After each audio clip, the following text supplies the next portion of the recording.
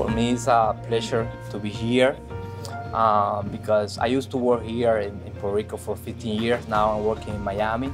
So since I heard that they have their emergency here, I just wanted to come. I have my family there in Miami, my wife and my 2 kids. So I had to decide to come here and leave them or stay there. These people, they need me. They need hope, motivation, and that's why we are here. So it's still a challenge because we don't have power here in maybe in 80% of the island. Patients from another clinic were coming to Fresenius to get dialysis, to receive their dialysis, and we didn't say no for any patient. Even if they are not from Fresenius, we dialyze all the patients here.